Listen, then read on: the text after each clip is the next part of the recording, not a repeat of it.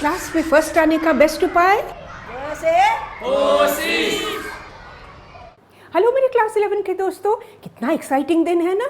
हम एक के बाद एक बिजनेस स्टडीज़ के चैप्टर करते जा रहे हैं और आज बारी है चैप्टर नंबर 3 की, निजी, सार्वजनिक और भूमंडलीय उपक्रम, private, public and global enterprises. और गुड न्यूज़ क्या है पता है? प्राइवेट सेक्टर की जितनी कंपनीज हैं उसको तो हम चैप्टर 2 में कर ही चुके हैं। याद करो जरा, हमने चैप्टर 2 में क्या क्या देखा है, देखो इनको। निजी कंपनियों का एक चीज़ आपको याद रखना है कि इनके जो ओनर्स हैं ये कोई एक व्यक्ति है या एक ग्रुप ऑफ पीपल है, इसको आप जरूर याद रखना। तो चलो, ये तो प्राइवेट सेक्टर या निजी सेक्टर का हो गया। अब हम पब्लिक सेक्टर के बारे देखते हैं। इनकी स्पेशलिटी क्या है कि ये इस्टेब्लिश होती है या तो गवर्नमेंट ऑफ इंडिया द्वारा पारित, पार्लियामेंट द्वारा पारित कोई स्पेशल एक्ट के तहत, या ये कोई मिनिस्ट्री के अंडर होती हैं। और इनकी 3 चीज़ें आपको बहुत बहुत बहुत याद रखना है। नंबर 1, इनका ओनरशिप किसका है? पब्लिक का। इसके फंड्स कहाँ से आते हैं? पब्लिक फंड से आते हैं। और ये जवाबदेही किसको करते हैं? पब्लिक को जवाबदेही करते हैं। अब आप कहोगे मुझे तो किसी दिन जवाबदेही नहीं किया, आप क्या कह रहे हो? ये जवाबदेही करते हैं पार्लियामेंट को, क्योंकि पार्लियामेंट में बैठे हमारे रिप्रेजेंटेटिव्स, वही तो हमारे होकर डिसीजंस लेते हैं। तो उनके पास वो अपने रिपोर्ट पेश करते हैं और वो डिसाइड करते हैं कि काम अच्छा हुआ या नहीं हुआ। पब्लिक सेक्टर अंडरटेकिंग्स 3 तरह के होती हैं, 1, 2 एंड 3। चलो शुरू करते हैं नंबर 1 से, विभागीय उपक्रम और डिपार्टमेंटल अंडरटेकिंग।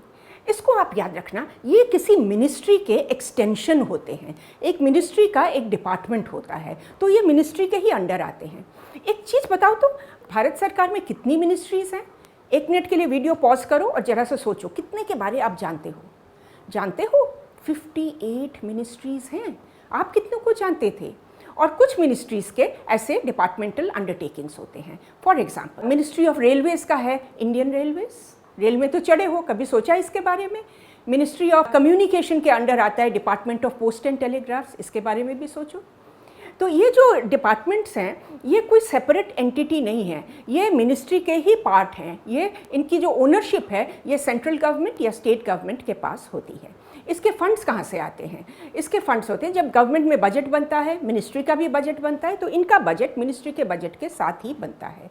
तो इनका जो लाभ होता है, जो नुकसान होता है, वो सब मिनिस्ट्री के अंडर ही आ जाता है, सरकारी कोष में ये चला जाता है। बिल्कुल सरकार की तरह इन पर भी ऑडिटिंग एंड अकाउंटिंग, जैसे CAG है ना, CAG, controller and auditor general, वो उनकी निगरानी रखते हैं और उनकी अंकेक्षण और लेखांकन करते हैं। और इनके जो एम्प्लॉयज़ हैं, जो कर्मचारी हैं, ये गवर्नमेंट ऑफिसर्स होते हैं, गवर्नमेंट कर्मचारी होते हैं। तो इनकी जो रिक्रूटमेंट होती है, इनके जो सर्विस रूल्स होती हैं, ये सारे गवर्नमेंट एम्प्लॉयज़ की तरह होती हैं। जैसे आपने देखा होगा इंडियन रेलवेज़, याद करो, मिनिस्ट्री ऑफ रेलवेज़, उसके अंडर इंडियन रेल और उसके हैं इंडियन रेलवे सर्विस ऑफिसर्स, देखो इनको। मिनिस्ट्री ऑफ कम्युनिकेशन, उसके अंडर है डिपार्टमेंट ऑफ पोस्ट और होते हैं पोस्टल सर्विस ऑफिसर्स। इनके जो CEO होते हैं, जो हेड होते हैं, ये कोई IAS, कोई सिविल सर्विस ऑफिसर होते हैं और कभी कभी इनका तबादला अलग अलग मिनिस्ट्रीज़ में हो जाता है। और ये अपनी जवाबदेही करते हैं मिनिस्ट्री को और मिनिस्ट्री जवाबदेही करती है पार्लियामेंट को। सो फार सो गुड। अब इसकी विशेषता क्या है, इसके लाभ क्या हैं? लाभ ये है कि ये ना गवर्नमेंट की तरह है ना, तो ये एकदम सिक्योर है, एकदम सुरक्षित तरीके से काम करती है ये। इसमें हेरा फेरी का चांस नॉर्मली कम होता है और इसकी जो ऑडिटिंग, अकाउंटिंग सब बड़े स्ट्रिक्ट तरीके से होते हैं और ये पार्लियामेंट के प्रति जवाबदेह है, तो सरकार, पार्लियामेंट भी इन पर अच्छी तरह से निगरानी रखती है। और इसकी वीकनेसेस क्या है? वीकनेस ये है कि ये जो सतर्कता है ना, इसके लिए कोई भी डिसीजन अगर लेना है, मार्केट में कोई अपॉर्चुनिटी हुई, कोई डिसीजन लेना है, तो ये decision level level level level level करके जाती है, फिर वहाँ से डिसीजन होके लेवल लेवल लेवल, बीच में से मार्केट अपॉर्चुनिटी चली गई। तो ये जो फ्लेक्सिबिलिटी, ये जो लचीलापन जो ज़रूरी होते हैं मार्केट में काम करने के लिए, उसका थोड़ा सा अभाव होता है। अब इतने लेवल क्यों, आप सोच रहे होंगे? ये क्योंकि ये सतर्कता बरतना चाहते हैं कि हमारे सरकारी रूल्स हमें फॉलो करने हैं, कहीं रूल इधर से उधर हो गया वो तो गलत बात होगी, संसद के सामने हम कैसे देंगे। तो इस रूल्स को फॉलो करने में ना कई बार रेड टेपिज्म आ जाती है। कभी कभी तो लगता है कि पता नहीं फाइल कहाँ गया, कौन सो गया फाइल के ऊपर, ऐसा भी लगने लगता है लोगों को। कभी कभी इसमें जो पॉलिटिशियंस हैं वो भी मिनिस्ट्री के थ्रू हस्तक्षेप करने की कोशिश करते हैं। तो इन सारे चीज़ों को नज़र रखते हुए क्या होता है कि रूल्स पे फोकस, रूल्स फ्रंट सीट पे आ जाती हैं और कस्टमर ओरिएंटेशन ये थोड़ा बैक सीट की तरफ चली जाती है। ये है इसका वीकनेस। तो ये तो हमने जान लिया डिपार्टमेंटल अंडरटेकिंग के बारे में। अब हम देखेंगे स्टैट्यूटरी कॉर्पोरेशन या वैधानिक निगम। ये क्या है? ये एस्टैब्लिश्ड होती हैं by special act of parliament. ये जो अधिनियम है इसको लोकसभा में भी पास होना है, राज्यसभा में भी पास होना है, तभी जाके ये एक्ट बनेगा और इसके तहत फिर ये कंपनी स्टार्ट होती है। मैं एक कंपनी के बारे में बताती हूँ, इसको तो आप ज़रूर देखा होगा, जानते हो ना? आपके कोई मित्र हैं, कोई दोस्त हैं, कोई जान पहचान के हैं जो इसके एजेंट होते हैं? देखो इनको। तो ये तो एक बहुत ही वेल नोन वैधानिक निगम है, एक स्टैट्यूटरी कॉर्पोरेशन है। और भी कुछ देखिए, इनको देखिए, food corporation of India, reserve bank of India, ये भी स्टैट्यूटरी कॉर्पोरेशन है। तो स्पेशल फीचर क्या है कि स्पेशल एक्ट ऑफ पार्लियामेंट से ये एस्टैब्लिश्ड हुई है। उस एक्ट में लिखा हुआ है कि ये कैसे काम करेंगे, क्या काम करेंगे, इनके एम्प्लॉयज़ कौन होंगे, इनके एम्प्लॉयज़ की सर्विस रूल्स क्या होंगी, कंडीशंस क्या होंगी, ये सारी चीज़ें एक्ट में दी गई हैं। और एक चीज़ याद रखना, इसकी ओनरशिप पूरी गवर्नमेंट की है। Government owns these corporations fully, इसको आप बिल्कुल याद रखना। तो इसका जो लाभ होगा या जो नुकसान होगा ये सारा सरकार का होता है।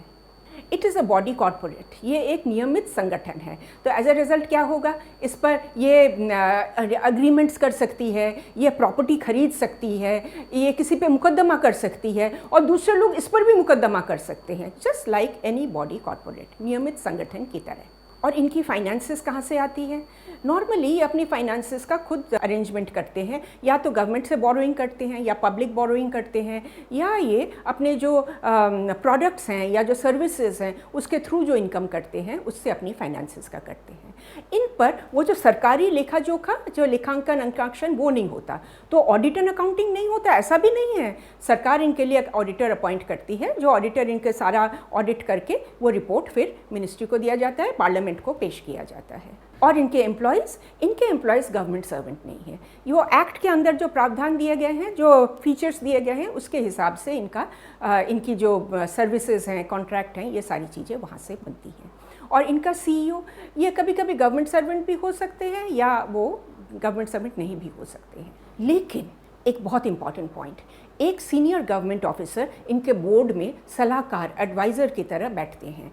तो बोर्ड जब डिसीजन लेती है ये भी अपने आइडियाज़ देते हैं वहाँ पे। अगर बोर्ड का डिसीजन और इनका डिसीजन दोनों में टकराव हो जाता है तो ये गवर्नमेंट के पास भेजा जाता है फाइनल डिसीजन लेने के लिए।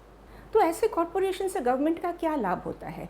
लाभ ये है कि ये ना थोड़े लचीले होते हैं, फुर्तीले होते हैं, जल्दी जल्दी काम कर सकते हैं, फ्लेक्सिबल हो सकते हैं और इनमें सरकार की सुरक्षा भी रहती है, गवर्नमेंट भी। तो ये विन विन सिचुएशन टाइप का हो जाता है। ये अपने नियम अपने आप ही बनाते हैं, पर इनको इस एक्ट के अंदर रहना है।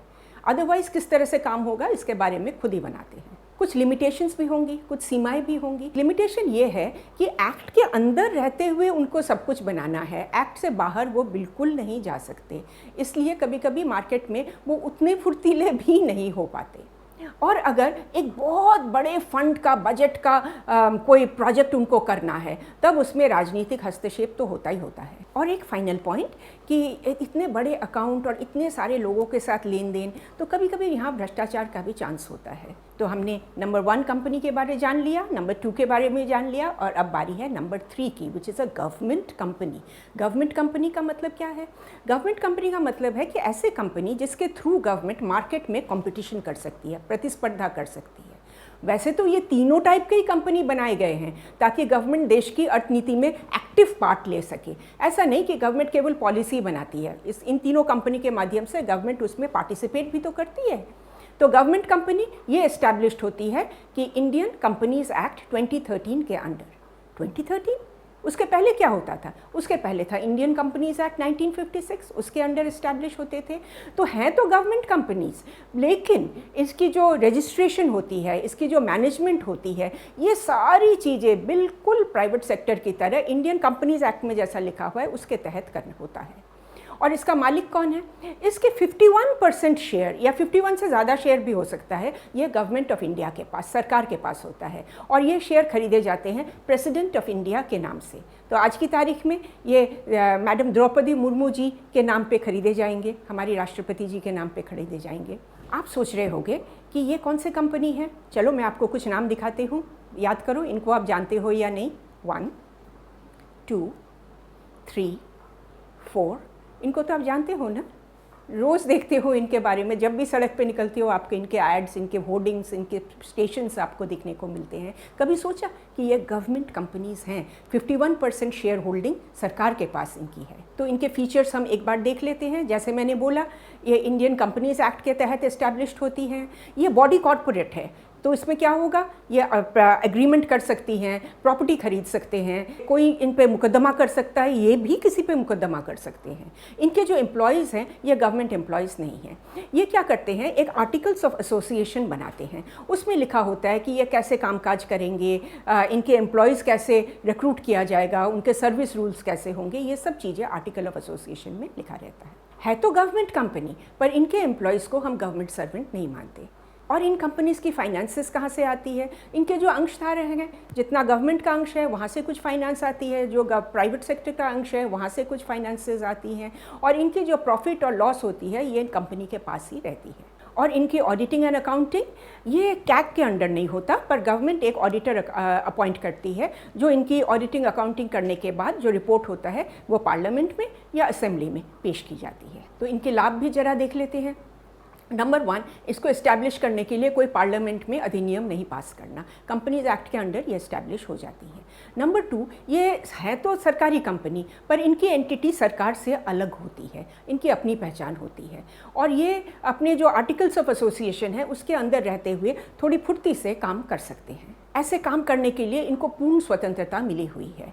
और जो फाइनल पॉइंट, बहुत ही इंपॉर्टेंट पॉइंट है कि इनका ना थोड़ा सोशल वेलफेयर टाइप का मुद्दा भी रहता है, जिससे ये मार्केट में प्राइसेस को कंट्रोल में रखते हैं। जब प्राइवेट सेक्टर की कंपनीज बहुत प्राइसेस बढ़ा देती हैं, ये प्राइसेस नॉर्मल प्राइस में जनता को देती हैं।